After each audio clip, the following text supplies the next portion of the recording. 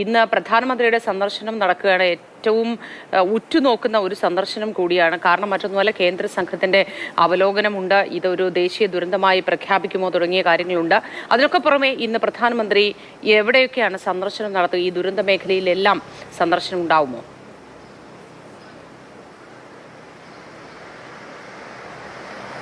മോത്തി, നമസ്കാരം. പ്രധാനമന്ത്രി എന്തായാലും 11:55 SKMJ ഹൈസ്കൂളിൽ ഹെലികോപ്റ്ററിൽ ഇറങ്ങും എന്നാണ് അറിയിച്ചിരിക്കുന്നത്. അദ്ദേഹം 11:55 ഇറങ്ങിയ ശേഷം ആയിരിക്കും ഈ ദുരന്തബാധിത മേഖലയിലേക്ക് പോവുക. നമുക്ക് ലഭ്യമായ ഷെഡ്യൂൾ അനുസരിച്ച് അദ്ദേഹം വരുന്ന വഴിയിൽ തന്നെ ഈ മേഖലയിൽ ആകാശ നിരീക്ഷണം നടത്തും. അതിനുശേഷമായിരിക്കും SKMJ ഹൈസ്കൂൾ ഗ്രൗണ്ടിൽ ഹെലികോപ്റ്ററിൽ ഇറങ്ങുക. പിന്നീട് റോഡ് മാർഗം അദ്ദേഹം ഈ ദുരന്തഭൂമിയിലേക്ക് പോകും. ചൂരൽമലയോ മുണ്ടക്കയോ ഒക്കെ അദ്ദേഹം സന്ദർശിക്കുമോ എന്ന കൃത്യമായി ഷെഡ്യൂളിൽ വ്യക്തമല്ല. പക്ഷേ അവിടെയൊക്കെ സുരക്ഷ ഒരുക്കിയിട്ടുണ്ട്. SPG ഇന്നലെ ഉച്ചയോടെ തന്നെ SPG അവിടെ നിന്നൊക്കെ ആളുകളെ മാറ്റിയിരുന്നു. പുറത്തു നിന്നുള്ള ആളുകളെയൊക്കെ അവിടെ നിന്ന് മാറ്റിയിരുന്നു. അതുകൊണ്ട് റോഡ് മാർഗം അദ്ദേഹം ഈ ബെയിലി പാലത്തിന് സമീപം എത്തും എന്നാണ് പ്രതീക്ഷിക്കുന്നത്. അതിനുശേഷം അദ്ദേഹം മേപ്പാടിയിലെ ഒരു ക്യാമ്പ് സന്ദർശിക്കും. ഇപ്പോൾ ലഭിക്കുന്ന വിവരമനുസരിച്ച് സെൻറ് ജോസഫ്സ് ഹൈസ്കൂളിലെ ക്യാമ്പായിരിക്കും പ്രധാനമന്ത്രി സന്ദർശിക്കുക. തുടർന്ന് അദ്ദേഹം വിംസ് ആശുപത്രിയിലും സന്ദർശനം നടത്തും. ഈ വിംസ് ആശുപത്രിയിലാണ് ഈ ദുരന്തവുമായി ബന്ധപ്പെട്ട ഉള്ള ആളുകളെ എത്തിച്ചതും ചികിത്സകളൊക്കെ നടന്നതും. അവിടെ പ്രധാനമന്ത്രി എത്തും എന്ന രീതിയിൽ അവിടെ സുരക്ഷാ ക്രമീകരണങ്ങളൊക്കെ ഒരുക്കിയിട്ടുണ്ട്.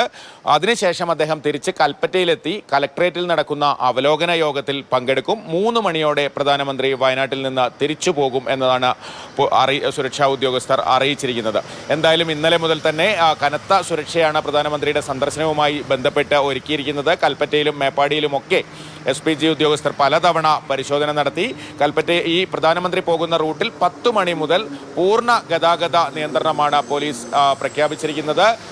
കൽപ്പറ്റ നഗരത്തിൽ എവിടെയും സ്വകാര്യ വാഹനങ്ങൾ നിർത്തിയിടാനോ പോകാനോ അനുവദിക്കില്ല. എല്ലാ വാഹനങ്ങൾക്കും മറ്റ് റൂട്ടുകൾ പോലീസ് നൽകിയിട്ടുണ്ട്. ആ വഴികളിൽ മാത്രമേ വാഹന ഗതാഗതം അനുവദിക്കുകയുള്ളൂ. മോത്തി, കമൽ, ഒരു കാര്യം കൂടി, ഈ മുണ്ടക്കൈ ദുരന്തവുമായി ബന്ധപ്പെട്ട് രക്ഷാപ്രവർത്തകർ കണ്ടെത്തിയ 3 മൃതദേഹങ്ങളുണ്ടല്ലോ, ഒരു ശരീരഭാഗവും ഉണ്ടല്ലോ. ഇത് എടുക്കാൻ കഴിയാത്തതുമായി ബന്ധപ്പെട്ട് ഇന്നലെ ചില കാര്യങ്ങൾ നമുക്ക് വ്യക്തമായത്, അതായത് PPE കിറ്റ് ഇല്ലാത്തതാണ്, എയർലിഫ്റ്റ് ചെയ്യാൻ സാഹചര്യം അനുവദിക്കുന്നില്ല തുടങ്ങിയ കാര്യങ്ങൾ. ഇതുമായി ബന്ധപ്പെട്ട് എന്തെങ്കിലും പുതിയ തീരുമാനമുണ്ടോ? എങ്ങനെയും ആ ശരീരഭാഗങ്ങളും മൃതദേഹവും വീണ്ടെടുക്കാൻ ഇന്ന് ശ്രമം നടക്കുമോ?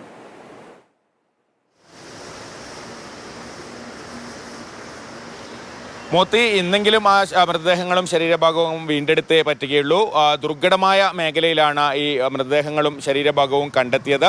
കാന്തൻപാറ വെള്ളച്ചാട്ടത്തിനും സൂചിപ്പാറ വെള്ളച്ചാട്ടത്തിനും ഇടയിലുള്ള പാറക്കെട്ടുകളിൽ ആണ് ഈ മൃതദേഹങ്ങൾ കണ്ടെത്തിയത്. ഇന്നലെ റിപ്പണിൽ നിന്ന് പോയ സന്നദ്ധ പ്രവർത്തകരാണ് ഈ മൃതദേഹം കണ്ടെത്തിയത്. അവർ പറയുന്നതനുസരിച്ച് അവർ രാവിലെ പുറപ്പെട്ടു. 9:45 ഈ മൃതദേഹം കണ്ടെത്തി അധികൃതരെ അറിയിച്ചു.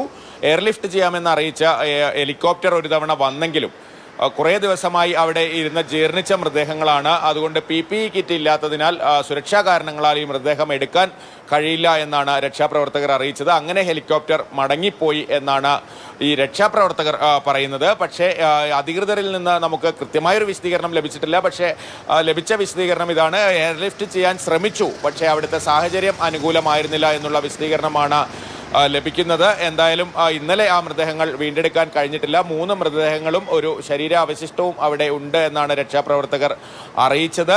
ഈ അധികൃതരുടെ അനുവാദത്തോടെ തന്നെയാണ് തങ്ങൾ ഈ രക്ഷാദൗത്യത്തിന് പോയത് എന്നും ഈ രക്ഷാപ്രവർത്തകർ പറയുന്നു.